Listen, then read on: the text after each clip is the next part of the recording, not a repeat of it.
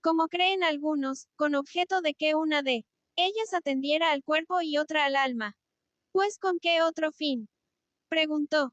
Es muy posible que tanto una como otra hayan sido establecidas con miras principalmente al cuidado del alma. ¿Cómo? ¿No has observado? Pregunté cómo tienen el carácter los que dedican su vida entera a la gimnástica sin tocar para nada la música. ¿Y cuántos hacen lo contrario? ¿A qué te refieres? Dijo. A la feroz deidad y dureza en un caso o blandura y dulzura en el otro, aclaré. Sí, por cierto, exclamó. Los que practican exclusivamente la gimnástica se vuelven más feroces de lo que sería menester y, en cambio, los dedicados únicamente a la música se ablandan más de lo decoroso. En efecto, dije, esta ferocidad puede ser resultado de una fogosidad innata, que bien educada llegará a convertirse en valentía, pero, si se la deja aumentar más de lo debido, terminará, como es natural, en brutalidad y dureza. Tal creo, asintió. Y que no es, en cambio, patrimonio del carácter filosófico lo suave, que por una relajación excesiva se hace más blando de lo debido. Aunque con buena educación no pasa de manso y amable. Así es. Pues bien, afirmábamos que era necesario que los guardianes reuniesen en su carácter ambas cualidades. Es necesario, sí, y no lo será también que una y otra armonicen entre sí. ¿Cómo no? El alma en que se dé esta armonía será sobria y valerosa a 4. La vez. Sí. Y cobarde y grosera la que carezca de ella. Desde luego. 18. Pues bien, cuando alguien se da a la música y deja que le inunde el alma derramando por sus oídos, como por un canal, aquellas dulces, suaves y las timeras armonías de que hablábamos hace poco y pasa su vida entera entre gorjeos y goces musicales, esta persona comienza por templar, como el fuego al hierro, la fogosidad que pueda albergar su espíritu y hacerla útil de dura e inservible. Pero si persiste, y no cesa de entregarse a su hechizo, entonces, ya no hará otra cosa que liquidar y ablandar esta su fogosidad hasta que, derretida ya por completo, cortados, por así decirlo, los tendones del alma, la persona se transforma en un feble guerrero. Exactamente, dijo.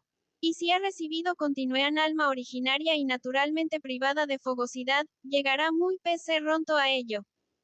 En cambio, si su índole es fogosa, al debilitarse su espíritu se vuelve inestable y propenso a excitarse o a batirse fácilmente y por los menores motivos. De fogosos se nos han vuelto, pues, coléricos o irascibles, siempre malhumorados. En efecto. Pero ¿qué ocurrirá si se dedica con asiduidad a la gimnástica y la buena vida sin acercarse siquiera a la filosofía ni a la música? No le llenará al principio de arrogancia y coraje la plena conciencia de su bienestar físico y se hará más valiente de lo que antes era. Desde luego. Más si no se dedica a ninguna otra cosa, ni conserva el menor trato con las musas. No, sucederá entonces que, al no tener acceso a ninguna clase de enseñanza o investigación ni poder participar en ninguna discusión o ejercicio musical, aquel deseo de aprender que pudiera por acaso existir en su alma se atrofiará y quedará como sordo y ciego por falta de algo que lo excite, fomente o libere de las sensaciones impuras. Sí, dijo.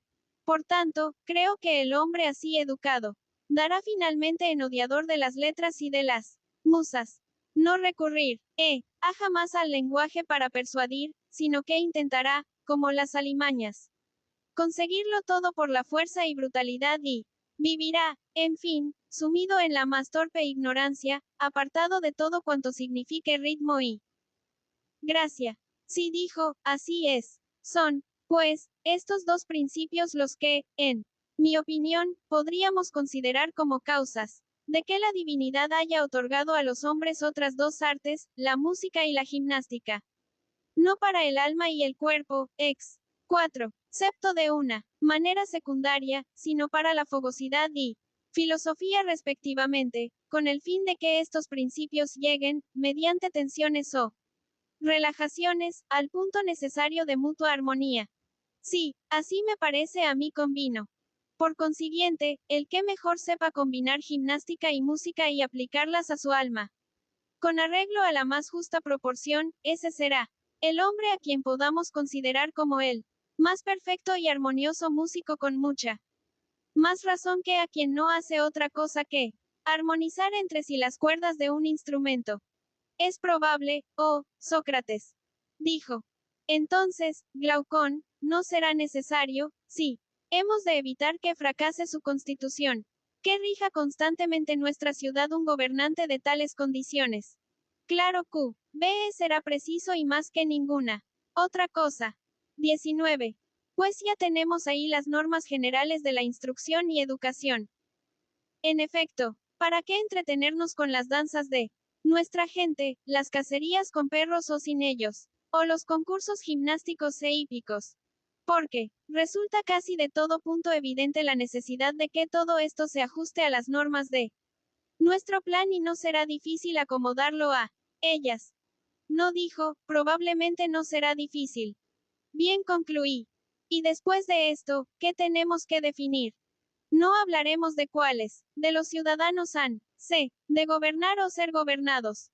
¿Por qué no? Es, pues, evidente que los gobernantes deben ser más viejos y más jóvenes los gobernados. Evidente. ¿Y qué tienen que gobernar los mejores de? Entre ellos. También. Los mejores labradores no son los mejor dotados para la agricultura. Sí.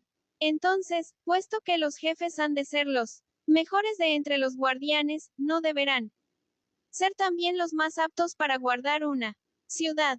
Sí. No se requerirán, pues, para esta misión, personas sensatas, influyentes y que se preocupen además de por la comunidad.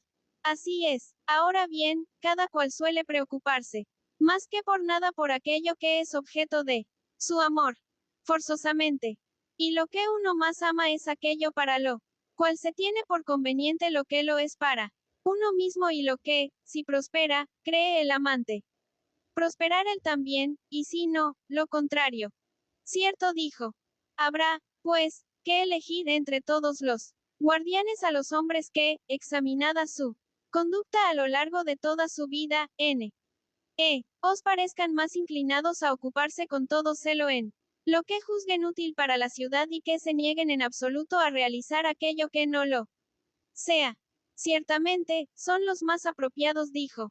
Creo, pues, que es menester vigilarles en todas las edades de su vida para comprobar si se mantienen siempre en esta convicción y no hay seducción ni violencia capaz de hacerles olvidar y echar por la borda su idea de que es necesario hacer lo que más conveniente resulte para la ciudad. ¿Pero qué quieres decir con echar por la borda? Preguntó. Voy a explicártelo, contesté. A mí me parece que una opinión puede salir de nuestro espíritu con nuestro ascenso o sin él, con él, cuando 4. Siendo falsa, sale uno de su engaño, y sin él. Siempre que se trate de una opinión verdadera. El primer caso dijo lo comprendo bien, pero el segundo necesito que me lo aclares. Pues qué. ¿No piensas tú también? Seguí preguntando que los hombres son privados de las cosas buenas involuntariamente y de las malas voluntariamente. Y no es malo el ser engañado con respecto a la verdad y bueno el hallarse en posesión de ella. ¿O es que no crees que pensar que las cosas son como son es poseer la verdad? Sí, dijo. Dices bien y creo que es a pesar suyo como se ven privados los hombres de las opiniones rectas. B. Y esto no les ocurre cuando les roban, seducen o fuerzan. Tampoco esto dijo lo entiendo bien. Es que me parece que hablo en estilo trágico. Aclaré. Digo que son robados aquellos que son disuadidos o se olvidan, porque a estos últimos les priva de su opinión, sin que lo adviertan, el tiempo, y a los primeros, las palabras. ¿Lo comprendes ahora? Sí. En cuanto a los forzados, me refiero a aquellos a quienes les hace cambiar de opinión un dolor o una pena. También esto lo entiendo, dijo. Bien, hablas. Sí, y, por último, tú mismo podrías decir, creo yo, que los seducidos son quienes cambian de criterio atraídos por el placer e influidos por algún temor. Parece, pues dijo, que seduce todo cuanto engaña. XX. Pues bien, como decía hace un momento, hay que investigar quiénes son los mejores guardianes de la convicción, que en ellos reside. ¿De qué hay? De qué hacer en todo momento. Aquello que crean más ventajoso para la República. Hay que vigilarlos, por tanto, desde su niñez, encargándoles las tareas en que con más facilidad esté uno expuesto a olvidar ese principio o dejarse engañar, y luego elegiremos al que tenga memoria y sea más difícil de embaucar y desecharemos al que no. ¿No te parece? Sí. Y habrá también que imponerles trabajos, dolores y pruebas en que podamos observarles. Del mismo modo. Exacto, asintió. Pero no será preciso seguir instituir una tercera prueba de otra especie, una prueba de seducción, y observar su conducta en ella. Lo mismo que se lleva a los potros a donde hay ruidos y va el rullo con el fin de comprobar si son espantadizos, igualmente hay que enfrentar a nuestros hombres, cuando son jóvenes, con cosas que provoquen temor y luego introducirlos en los placeres.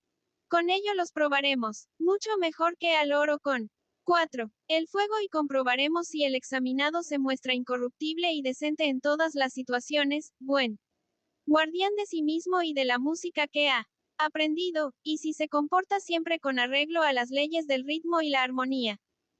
Si es, en fin, como debe ser el hombre más útil tanto para sí mismo como para la ciudad. Y al que, examinado una y otra vez, de niño, de muchacho y en su edad viril, salga airoso de la prueba, hay que instaurarlo como gobernante y guardián de la ciudad, concederle en vida dignidades y, una vez difunto, honrar sus despojos. Con los más solemnes funerales y su memoria. Con monumentos. Pero al que no sea así hay que desecharlo. Tal me parece, Glaucón. Concluí, que debe ser el sistema de selección y designación de gobernantes y guardianes. Esto, hablando en líneas generales y prescindiendo de pormenores. También yo dijo opino lo mismo. Y no tendríamos, realmente toda la razón si llamásemos a estos guardianes perfectos, encargados de que los enemigos de fuera no puedan y los amigos de dentro no quieran hacer mal, y que, en cambio, a los jóvenes a quienes hace poco llamábamos guardianes les calificásemos de auxiliares y ejecutores de las decisiones de los jefes. Eso creo, dijo. 21. ¿Cómo nos las arreglaríamos ahora? Seguí para inventar una noble mentira de aquellas yosas de que antes hablábamos, y convencer con ella ante todo a los mismos jefes y si no a los restantes ciudadanos. ¿A qué te refieres? Preguntó. No se trata de nada nuevo, dije, sino de un caso fenicio, ocurrido ya muchas veces en otros tiempos, según narran los poetas y han hecho creer a la gente, pero que nunca pasó en nuestros días ni pienso que pueda pasar. Es algo que requiere grandes dotes de persuasión para hacerlo creíble. Me parece, dijo, que no te atreves a relatarlo. Ya verás cuando lo cuente, repliqué como. Tengo razones para no atreverme. Habla, di yo, y no temas. Voy, a hablar, aunque no sé cómo ni con qué palabras osaré hacerlo, ni cómo he de intentar persuadir, ante todo a los mismos gobernantes y a los estrategos, y luego a la ciudad entera, de modo que crean que toda esa educación e instrucción que les dábamos no era sino algo que experimentaban y recibían en sueños, que en realidad permanecieron durante todo el tiempo bajo tierra, moldeándose y creciendo allá dentro de sus cuerpos mientras se fabricaban sus armas y demás enseres. Y que, una vez que todo estuvo perfectamente acabado, la tierra, su madre, los sacó a la luz, por lo cual deben ahora preocuparse de la ciudad en que moran como de quien es su madre y nodriza y defenderla si alguien marcha contra ella y tener a los restantes ciudadanos por hermanos suyos, hijos de la misma tierra. No te faltaban razones, dijo, para vacilar, tanto antes de contar tu mentira. Era muy N4. Natural, hice notar. Pero escucha, ahora el resto del mito. Sois, pues, hermanos, todos cuantos habitáis en la ciudad, les diremos, siguiendo con la fábula. Pero, al formaros los dioses, hicieron entrar oro en la composición de cuantos de vosotros están capacitados para mandar, por lo cual valen más que ninguno. plata, en la de los auxiliares, y bronce y hierro, en la de los labradores y demás artesanos. Como todos procedéis del mismo origen, aunque generalmente ocurra que cada clase de ciudadanos engendre hijos semejantes a ellos, puede darse el caso de que nazca un hijo de plata de un padre de oro o un hijo de oro de un padre de plata o que se produzca cualquier otra combinación semejante entre las demás clases. Pues, bien, el primero y principal mandato que tiene impuesto la divinidad sobre los magistrados, ordena que, de todas las cosas en que deben comportarse como buenos guardianes, no haya ninguna a que dediquen mayor atención que a las combinaciones de metales de que están compuestas las almas de los niños. Y si uno de estos, aunque sea su propio hijo, tiene en la suya parte de bronce o hierro, el gobernante debe estimar su naturaleza en lo que realmente vale y relegarle, sin la más mínima conmiseración, a la clase de los artesanos y labradores. O, al contrario, si nace de estos un vástago que contenga oro o plata, debe apreciar también su valor y educarlo como guardián en el primer caso o como auxiliar en el segundo, pues, según un oráculo, la ciudad perecerá cuando la guarde el guardián de hierro o el de bronce. Aquí la fábula. ¿Puedes sugerirme algún procedimiento para que se la crean? Ninguno respondió. Al menos por lo que toca a esta primera generación. Pero si podrían llegar a admitirla sus hijos, los sucesores de estos y los demás hombres del futuro. Pues bien dije, bastaría esto solo para que se cuidasen mejor de la ciudad y de sus conciudadanos. Pues me parece que me doy cuenta de lo que quieres decir. 22. Pero ahora dejemos que nuestro mito vaya a donde lo lleve la voz popular y nosotros armemos a nuestros terrígenas y conduzcámoslos luego bajo la dirección de sus jefes. Una vez llegados, que consideren cuál es el lugar de la ciudad más apropiado para acampar en él, una base apta para someter desde ella a los conciudadanos, si hay entre ellos quien se niegue a obedecer a las leyes, y defenderse contra aquellos enemigos que puedan venir de fuera como lobos que atacan un rebaño. Y una vez hayan ya acampado y ofrecido sacrificios a quienes convenga, dispónganse a acostarse. No es así. Sí respondió. Pues bien, no lo harán en un lugar que les ofrezca abrigo en invierno y resguardo en verano. ¿Cómo no? Porque me parece que hablas de habitaciones, dijo. Sí dije, y precisamente de habitaciones para soldados, no para negociantes. 4. ¿Pero qué diferencia crees que existe entre unas y otras? Preguntó. Intentaré explicártelo, respondí. No creo que para un pastor pueda haber nada más peligroso y humillante que dar a sus perros, guardianes del ganado, una tal crianza y educación. Que la indisciplina, el hambre o cualquier mal vicio pueda inducirles a atacar ellos mismos a los rebaños y parecer así, más bien que canes, lobos. Sería terrible combino. ¿Cómo no iba a hacerlo? No habrá, pues, que celar con todo empeño para que los auxiliares no nos hagan lo mismo con los ciudadanos y, abusando de su poder, se asemejen más a salvajes tiranos que a aliados amistosos. Sí, hay que vigilar, dijo. Y no contaríamos con la mejor garantía a este respecto si supiéramos que estaban realmente bien educados. Pero si ya lo están, exclamó. Entonces dije yo, eso no podemos sostenerlo con demasiada seguridad, querido Glaucón. Pero si lo que decíamos hace un instante, que es imprescindible que reciban la debida educación, cualquiera que ésta sea, si queremos que tengan lo que más les puede ayudar a ser mansos consigo mismos y con aquellos a quienes guardan. Tienes mucha razón, dijo. Pues bien, con respecto a esta educación, cualquiera que tenga sentido común defenderá la necesidad de que dispongan de viviendas y enseres tales que no les impidan ser todo lo buenos guardianes que puedan ni les impulsen a hacer mal a los restantes ciudadanos. Y lo dirá con razón. Considera, pues dije yo, si es el siguiente el régimen de vida y habitación que deben seguir para ser así. Ante todo, nadie poseerá casa propia excepto en caso de absoluta necesidad. En segundo lugar, nadie tendrá tampoco ninguna habitación ni despensa donde no pueda entrar todo el que quiera. En cuanto a víveres, recibirán de los demás ciudadanos, como retribución por su guarda, los que puedan necesitar.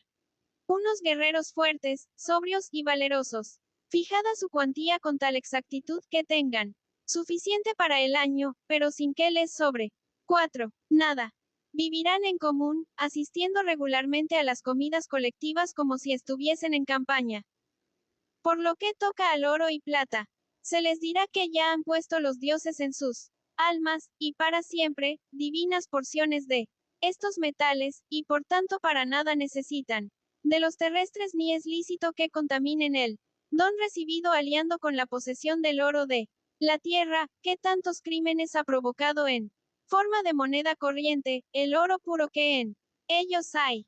Serán, pues, ellos los únicos ciudadanos a quienes no esté permitido manejar ni tocar el oro ni la plata ni entrar bajo el techo que cubra estos metales ni llevarlos sobre sí ni beber en recipiente fabricado con ellos. Si así proceden, se salvarán ellos y salvarán a la ciudad. Pero si adquieren tierras propias, casas y dinero, se convertirán de guardianes en administradores y labriegos y de amigos de sus conciudadanos en odiosos déspotas. Pasarán su vida entera aborreciendo y siendo aborrecidos, conspirando y siendo objeto de conspiraciones, temiendo, en fin, mucho más y con más frecuencia a los enemigos de dentro que a los de fuera. Y así correrán en derechura al abismo, tanto ellos como la ciudad. Bastan, pues, todas estas razones terminé para que convengamos en la precisión de un tal régimen para el alojamiento y demás necesidades de los guardianes. Y lo establecemos como digo, ¿o no? Desde luego asintió Glaucón. Y Adiman. 4. Tú, interrumpiendo, dijo. ¿Y qué dirías en tu defensa, Sócrates, si alguien te objetara que no haces nada felices a esos hombres, y ellos ciertamente por su culpa, pues, siendo la ciudad verdaderamente suya, no gozan bien alguno de ella, como otros que adquieren campos y se construyen casas bellas y espaciosas y se hacen con el ajuar acomodado a tales casas y ofrecen a los dioses sacrificios por su propia cuenta, albergan a los forasteros y además, Co 4. Tú decías, granjean oro y plata y todo aquello que deben tener los que han de ser felices. Estos, en cambio, agregaría el objetante, parece que están en la ciudad ni más ni menos que como auxiliares a sueldo, sin hacer otra cosa que guardarla. Si dije yo, y esto solo por el sustento, sin percibir sobre el salario alguno como los demás, de modo que, aunque quieran salir privadamente fuera de la ciudad, no les sea posible. Ni tampoco pagar cortesanas ni gastar en ninguna otra cosa de aquellas en que gastan los que son tenidos por dichosos. Estos y otros muchos particulares has dejado fuera de tu acusación. Pues bien contestó, dalos también por incluidos en ella. B. Punto. Y dices que cómo habríamos de hacer nuestra defensa. Sí.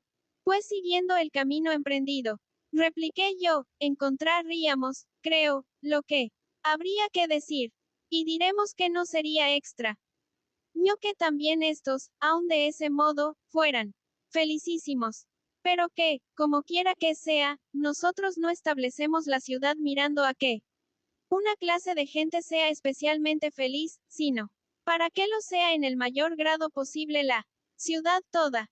Porque pensábamos que en una ciudad tal encontraríamos más que en otra alguna la justicia, así como la injusticia en aquella en que se vive peor, y que, al reconocer esto, podríamos resolver sobre lo que hace tiempo venimos investigando.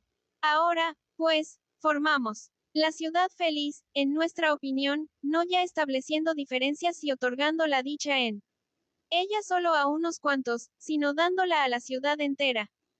Y luego examinaremos la contraria a esta.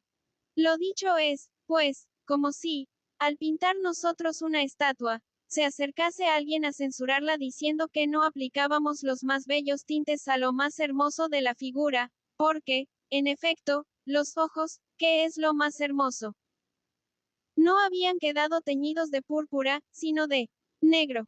Razonable parecería nuestra réplica al decirle, No pienses, varón singular, que hemos de pintar los ojos tan hermosamente que no parezcan ojos, ni tampoco las otras partes del cuerpo.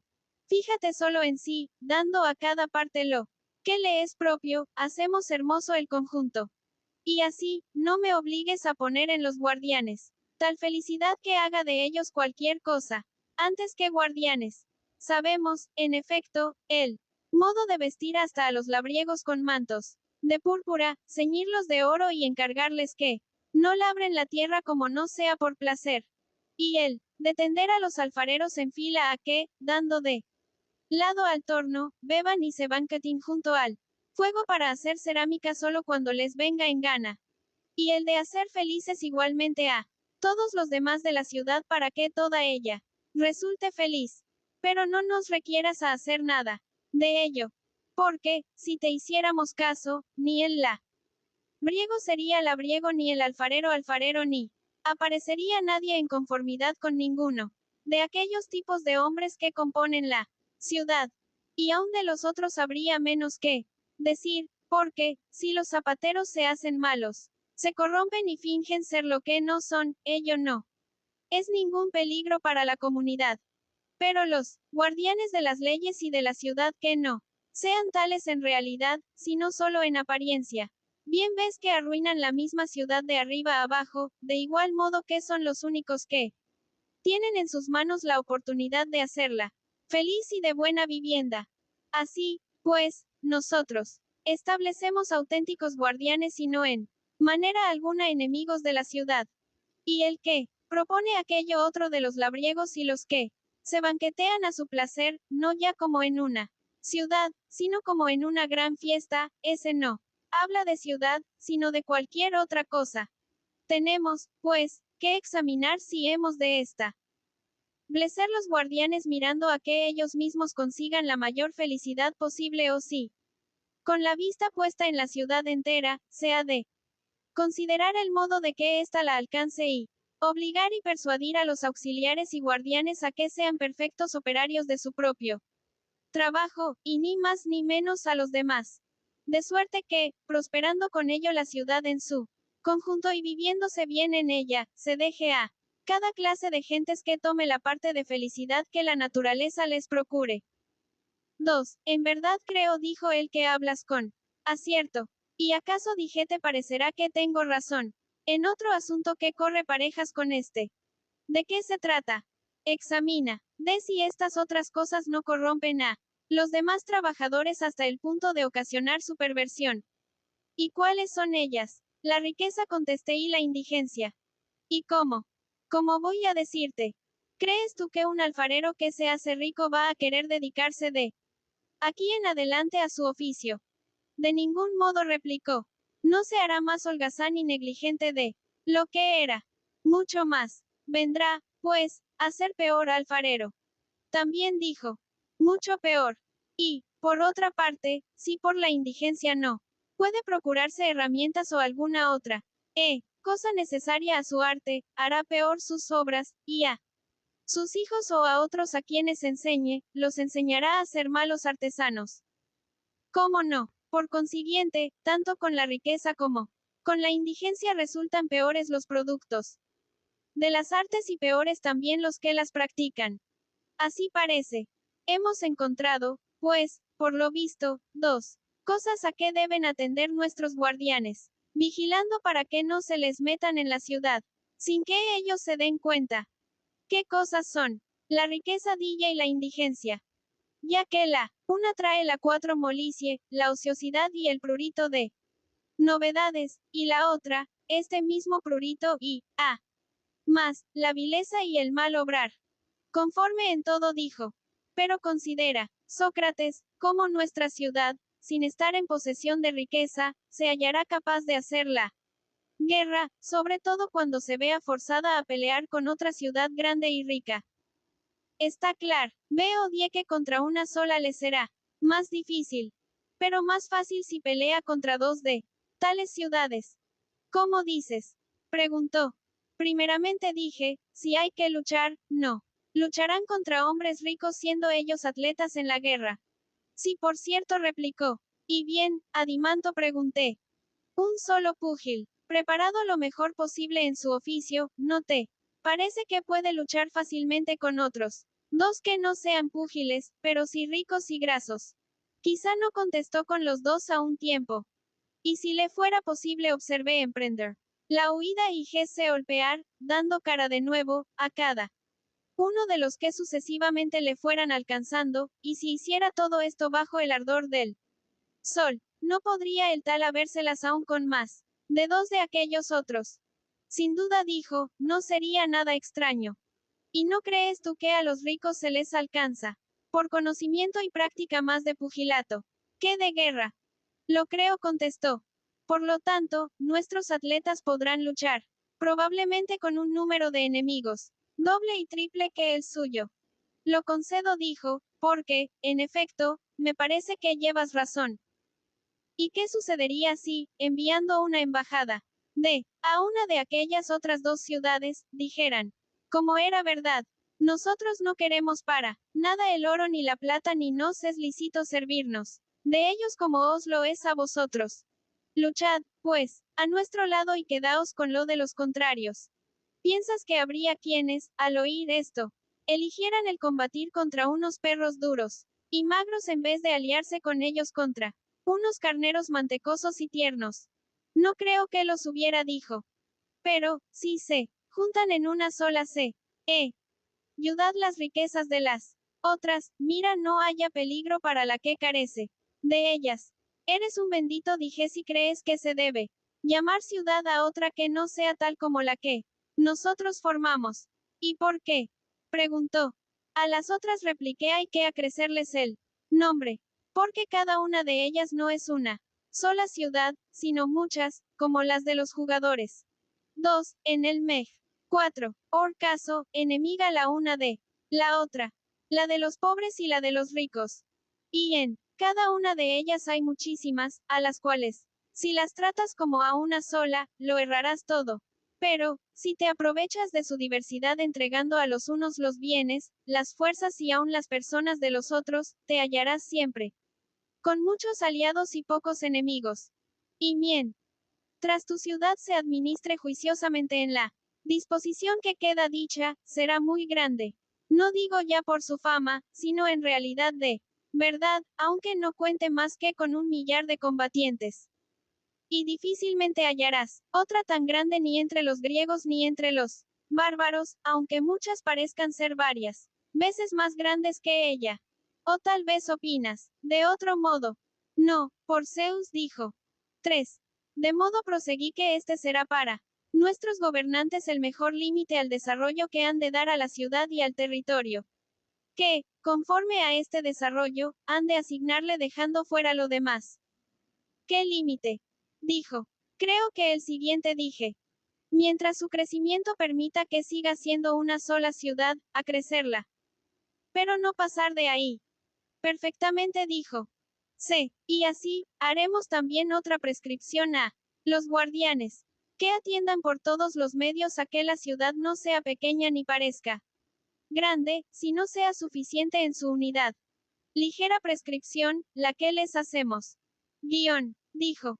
Y aún más ligera, continué, esta otra, que ya recordamos antes cuando decíamos que, en caso de tener los guardianes algún descendiente de poca valía, han de despedirlo y mandarlo con los demás ciudadanos, y que si a estos últimos les nace algún retoño de provecho, de ir con los guardianes.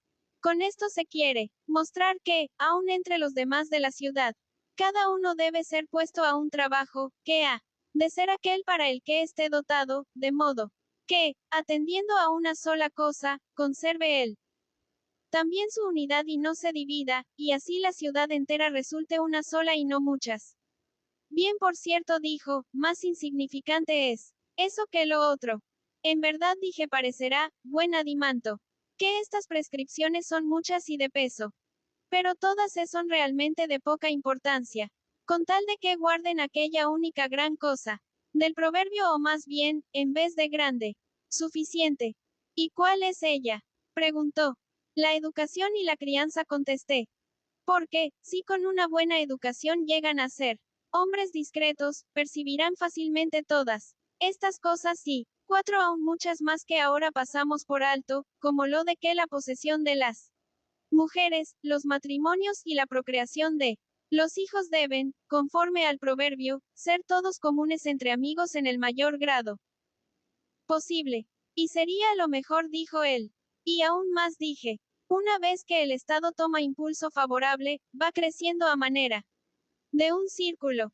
Porque, manteniéndose la buena crianza y educación, producen buenas índoles. Y estas, a su vez, b, imbuidas de tal educación, se hacen, tanto en las otras cosas como en lo relativo a la procreación, mejores que las que les han precedido, igual que sucede en los demás animales. Es natural, dijo. Para decirlo, pues, brevemente. Los que cuidan de la ciudad han de esforzarse para que esto de la educación no se corrompa sin darse ellos cuenta, sino que en todo han de vigilarlo. De modo que no haya innovaciones contra lo prescrito ni en la gimnasia ni en la música. Antes bien, deben vigilar lo más posible y sentir miedo si alguno dice, la gente celebra entre todos los cantos. El postrero, el más nuevo que viene a halagar sus oídos. No crean que el poeta habla, no ya de cantos, nuevos, sino de un género nuevo de canto y lo celebren. Porque ni hay que celebrar tal cosa ni hacer semejante suposición. Se ha de tener, en efecto, cuidado con el cambio e introducción de una nueva especie de canto en el convencimiento de que con ello todo se pone en peligro. Porque no se pueden remover los modos musicales, sin remover a un tiempo las más grandes leyes. Como dice Damón y yo creo. Ponme a mí también entre los convencidos, dijo Adimanto. IV por T de Anto, es en el ámbito de la música. Dije donde, según parece, han de establecer su cuerpo de guardia los guardianes. Ahí es, en efecto, replicó, donde, al insinuarse, la ilegalidad pasa más fácilmente inadvertida. Sí, dije, como cosa de juego y que no ha de producir daño alguno. Ni lo produce, observó, sino introduciéndose poco a poco y deslizándose calladamente en las costumbres y modos de vivir de ellos, sale, ya crecida, a los tratos entre ciudadanos y, tras estos invade las leyes y las constituciones. Oh, Sócrates, con la mayor impudencia hasta que al fui lo trastorna todo en la vida privada y en la pública.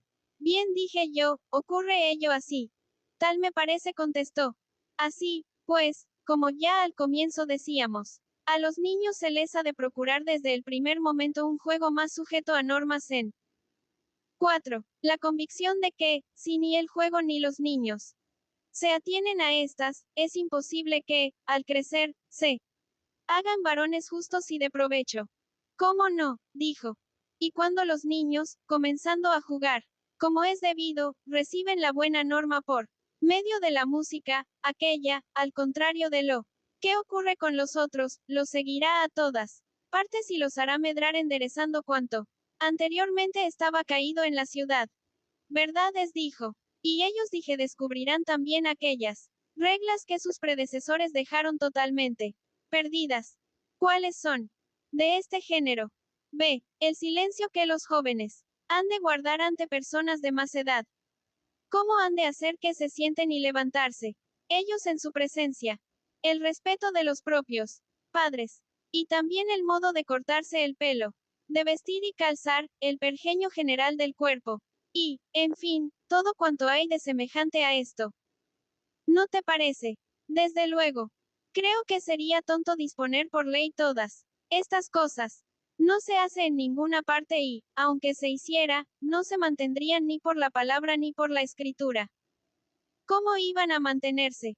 Será, pues, probable, Adimanto. Dije, yo, que, partiendo de a educación en la dirección de la vida, todo lo que sigue sea como ella. ¿O no es cierto que lo semejante llama a lo semejante? ¿Qué más cabe? Y al fin, creo que podríamos decirlo, saldrá de ello algo completo y vigoroso, sea bueno, sea malo. ¿Cómo no? Dijo él. De modo proseguí que yo, por los motivos dichos, no trataría de legislar sobre estas cosas. Y con razón, dijo él. ¿Y qué diremos? Por los dioses, continué. Acerca de esos, lances del mercado, de los convenios que en él hacen unos y otros entre sí y, sí, quieres, de los tratos con los artesanos, de las injurias y atropellos, de las citaciones en justicia, y las elecciones de los jueces, de la necesidad de tales y cuales exacciones o imposiciones de tributos en plazas y huertos y, en general, de todos los usos placeros, urbanos y marítimos y cuantas cosas hay del mismo estilo. Nos atreveremos a poner leyes sobre ellas. No vale la pena, contestó, de dar ordenanzas a hombres sanos y honrados. Ellos mismos hallarán fácilmente la mayor parte de aquello. ¿Qué habría de ponerse por ley? Sí, amigo, dije, si el cielo les da conservar las leyes de que antes hicimos mención. En otro caso, dijo, se pasarán la vida dando y rectificando normas y figurándose que van a alcanzar lo más perfecto. ¿Quieres decir? Respondí, que los tales van a vivir como los enfermos que no quieren, por su indocilidad, salir de un régimen dañino. Exactamente. Y de cierto, 4. ¿Qué es graciosa su vida? Pues no, consiguen otra cosa que complicar y agravar sus enfermedades, ni con el tratamiento ni con sus inacabables esperanzas de sanar por obra del medicamento que cada cual les recomienda. Eso es de cierto, dijo, lo que les pasa a tales enfermos. ¿Y qué más? Continué yo. No es gracioso que tengan por su peor enemigo al que les dice la verdad. Esto es, que, si no dejan sus borracheras, sus acones, sus placeres amorosos y su ociosidad, ni las medicinas ni los cauterios ni las ajaduras ni tampoco los ensalmos ni los talismanes ni ninguna otra de tales cosas ha de servirles para nada. No es nada gracioso, dijo, porque el enojarse con el que habla razonablemente no tiene gracia. A lo que parece, dije, no eres muy celebrador de semejantes hombres. No, por Zeus, dijo. Por consiguiente, cuando la ciudad entera, como ahora decíamos, hiciere otro tanto, tampoco lo celebrarás. ¿O es que no te parece? Sé, que obran lo mismo que aquellos todas las ciudades que, estando mal regidas, prescriben a los ciudadanos que no tocan a punto alguno de su propia constitución en la inteligencia de que ha de morir el que lo haga, mientras el que más blandamente adule a los que viven en semejante régimen y los obsequie con su sumisión y el conocimiento previo de sus deseos y se muestre hábil en satisfacerlos, ese resulta un varón excelente y discreto en los grandes asuntos y recibe honra de ellos. Me parece, en efecto, dijo, que hacen lo mismo que aquellos otros, y no lo celebro en modo alguno. ¿Y qué diremos de los que se prestan con de afán a curar a tales ciudades? ¿No admiras su valor y buena voluntad? Sí, los admiro, dijo. Exceptuando, sin embargo, a aquellos que andan engañados y se creen que son en realidad políticos, porque se ven celebrados por la multitud. ¿Cómo se entiende? No vas a dispensar, dije, a tales hombres. ¿Crees, acaso, posible, que un sujeto que no sabe medir, cuando otros, muchos iguales que él, le dicen que tiene 4 codos de estatura, deje de creerlo de sí mismo? No es posible, dijo. No te irrites con ellos, por lo tanto. Y los tales hombres son de cierto los más graciosos del mundo. Se ponen a legislar sobre cuantos particulares antes enumerábamos, rectifican después y piensan siempre que van a encontrar algo nuevo en relación con los maleficios de los contratos y las cosas de que yo hace poco hablaba, sin darse cuenta de que, en realidad, están cortando las cabezas de la hidra. Y por cierto, dijo, que no es otra su tarea. 4. Por eso proseguí, yo no podía pensar que el verdadero legislador hubiera de tratar tal género de leyes y constituciones ni en la ciudad de buen régimen ni en la de malo. En esta, porque resulta BN sin provecho ni eficacia, y en aquella, porque en parte las descubre cualquiera y en parte vienen por sí mismas de los modos de vivir precedentes. ¿Qué nos queda, pues, qué hacer en materia de legislación? Preguntó. Y yo contesté. A nosotros nada de cierto. A Apolo, el dios de Delfos, los más grandes, los más hermosos y primeros de todos los estatutos legales. ¿Y cuáles son ellos? Preguntó. las erecciones de templos, los sacrificios y los demás cultos de los dioses, de los demonios y de los héroes. A su vez, también, las sepulturas de los muertos y cuantas honras hay que tributar para tener aplacados a los del mundo. C. De allá. Como nosotros no entendemos de estas cosas, al fundar la ciudad no obedeceremos a ningún otro, si es que tenemos eso, ni nos serviremos de otro guía que el propio de nuestros padres.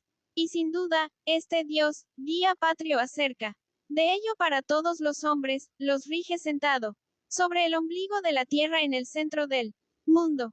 Hablas acertadamente, observó, y así se ha de hacer.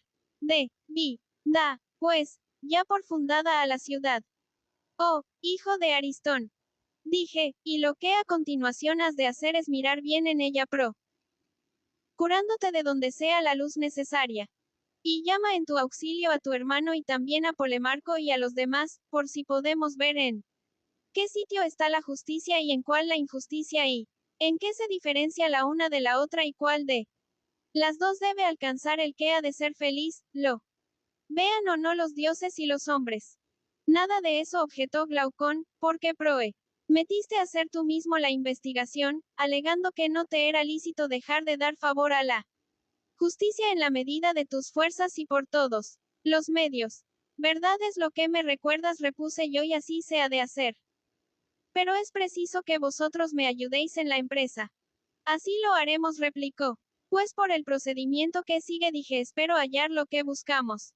Pienso que nuestra ciudad, si está rectamente fundada, será completamente buena. Por fuerza, replicó. Claro es, pues, que será prudente, valerosa, moderada y justa. Claro. Por tanto, sean cualesquiera las que de estas cualidades encontremos en ella, el resto será lo que no hay. 4 hemos encontrado. ¿Qué otra cosa cabe?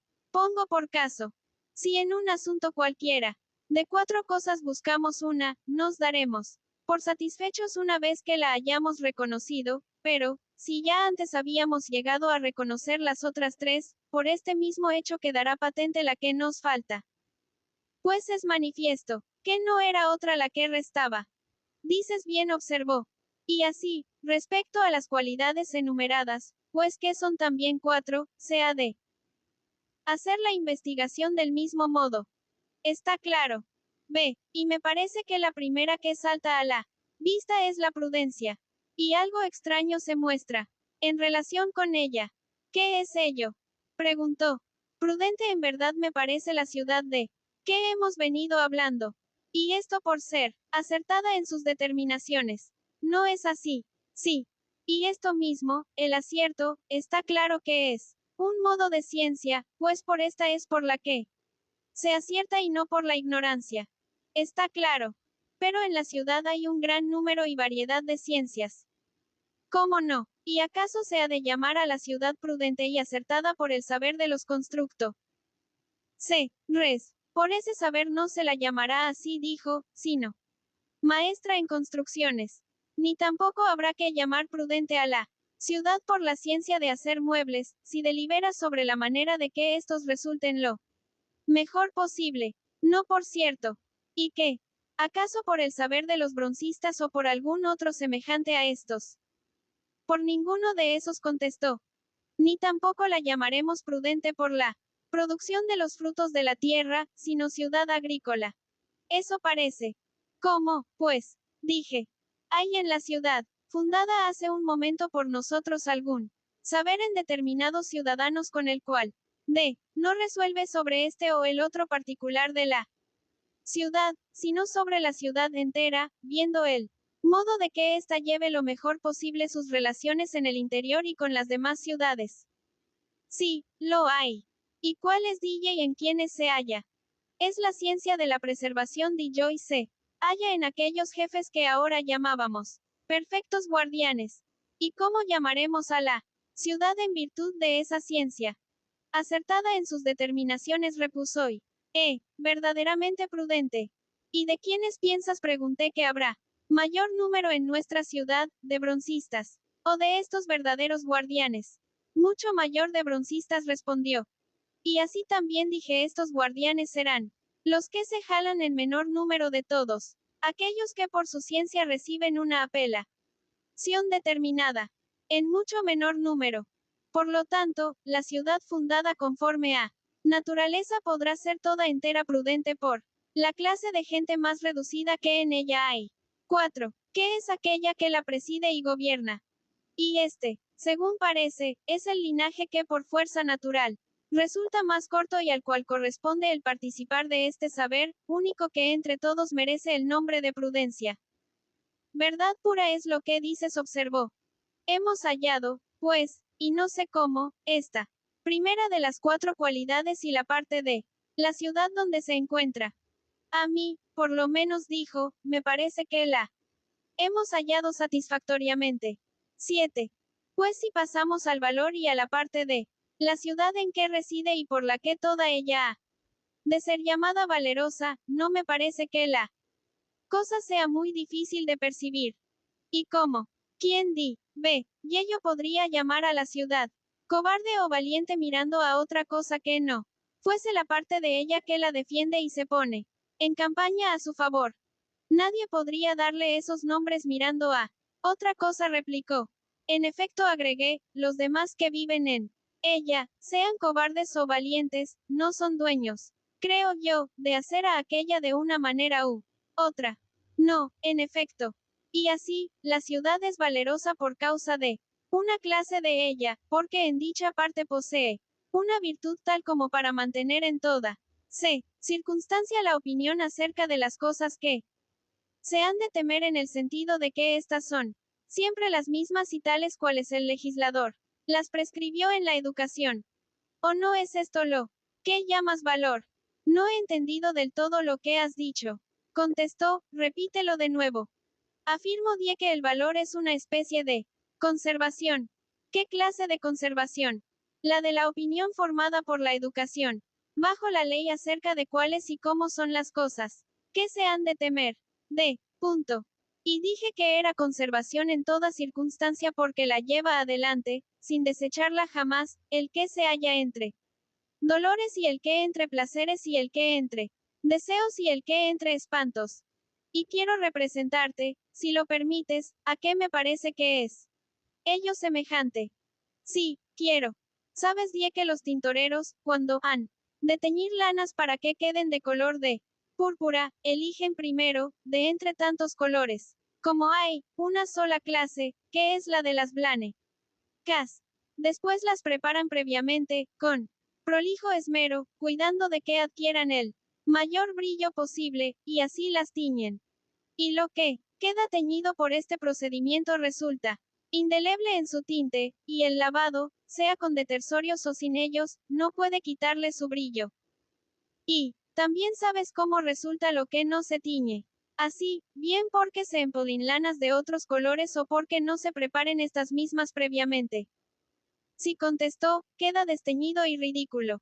Pues piensa, repliqué yo, otro tanto. Hacemos nosotros en la medida de nuestras fuerzas 4NDO elegimos los soldados y los educamos en la música y en la gimnástica.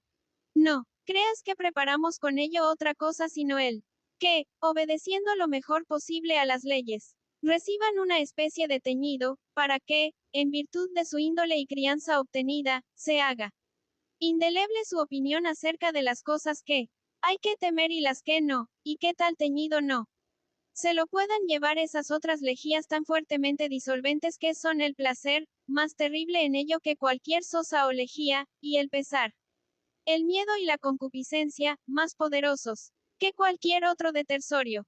Esta fuerza y preservación en toda circunstancia de la opinión recta y legítima acerca de las cosas que han de ser temidas y de las que no es lo que yo llamo valor y considero como tal si tú no dices otra cosa. No, por cierto, dijo. Y, en efecto, me parece que a esta misma recta opinión acerca de tales cosas que nace sin educación, o sea, a la animal y servil, ni sea consideras enteramente legítima, ni le das el nombre de valor, sino otro distinto. Verdad pura es lo que dices, observé. Admito, pues, que eso es el valor. Y admite, agregué, que es cualidad propia de la ciudad y acertarás con ello. Y en otra ocasión, si quieres, trataremos mejor acerca del asunto, porque ahora no es eso lo que estábamos investigando, sino la justicia. Y ya es bastante, según creo, en cuanto a la búsqueda de aquello otro. Tienes razón, dijo. 8. DS, pues, son las cosas 10 que nos quedan por observar en la ciudad. La templanza, y aquella otra por la que hacemos toda nuestra investigación, la justicia. Exactamente. ¿Y cómo podríamos hallar la justicia para no hablar todavía acerca de la templanza? Yo, por mi parte, dijo, no lo sé, ni querría que se declarase lo primero la justicia, puesto que aún no hemos examinado la templanza. Y, si quieres darme gusto, pon la atención en esta, antes que en aquella. Quiero en verdad, repliqué, y no llevaría razón en negarme. Examínala, pues, dijo. La voy a examinar, contesté. Y ya a primera vista, se parece más que todo lo anteriormente examinado a una especie de modo musical o armonía. ¿Cómo? La templanza, repuse, es un orden y dominio de placeres y concupiscencia según el dicho. De los que hablan, no sé en qué sentido, de ser dueños de sí mismos, y también hay otras expresiones que se muestran como rastros de aquella cualidad. No es así. Sin duda ninguna, contestó. Pero es 4 o de ser dueño de sí mismos, no. Es ridículo. Porque el que es dueño de sí mismo es también esclavo, y el que es esclavo, dueño. Ya que en todos estos dichos se habla de una misma persona. ¿Cómo no? Pero lo que me parece que significa esa expresión es que en el alma del mismo hombre hay algo que es mejor y algo que es peor. Y cuando lo que por naturaleza es mejor, domina a lo peor, se dice que aquel es dueño de sí mismo, lo cual es una alabanza, pero cuando, por mala crianza o compañía, lo mejor queda en desventaja y resulta dominado por la multitud de lo peor, esto se censura como oprobio, y del que así se halla se dice que está dominado por sí mismo y que es un intemperante. Eso parece, en efecto, observó. Vuelve ahora la mirada, dije, a nuestra recién fundada ciudad y encontrarás dentro de ella una de estas dos cosas. Y dirás que con razón se la proclama dueña de sí misma, si es que se ha de llamar bien templado y dueño de sí mismo a todo aquello cuya parte mejor se sobrepone a lo peor. La miro, en efecto, respondió, y veo que dices verdad. Y de cierto, los más y los más varios apetitos, concupiscencias y desazone. Ese se pueden encontrar en los niños y en las mujeres y en los domésticos y en la mayoría de los hombres que se llaman libres, aunque carezcan de valía. Bien de cierto. Y, en cambio, los afectos más sencillos y moderados, los que son conducidos por la razón con sensatez y recto juicio, los hallarás en unos pocos, los de mejor índole y educación. Verdades, dijo. Y así no ves que estas cosas existen también en la ciudad y que en ella los apetitos de los más y más ruines son vencidos por los apetitos y la inteligencia de los menos y más aptos. Lo veo, dijo. Y si hay, pues, una ciudad a la que debamos llamar dueña de sus concupiscencias y apetitos y dueña también ella de sí misma, esos títulos hay que darlos a la nuestra. Enteramente, dijo. Y conforme a todo ello no habrá que llamarla a sí mismo temperante. En alto grado, contestó. Y si en alguna otra sí, udad se hallare una sola opinión, lo mismo en los gobernantes que en los gobernados, respecto a quienes deben gobernar, sin duda se hallará también en esta. ¿No te parece? Sin la menor duda, dijo. ¿Y en cuál de las dos clases de ciudadanos dirás que reside la templanza cuando ocurre eso? ¿En los gobernantes o en los gobernados? En unos y otros, creo, repuso. ¿Ves? Pues, dije yo, cuán acertadamente. Predecíamos hace un momento que la templanza se parece a una cierta armonía musical. ¿Y por qué?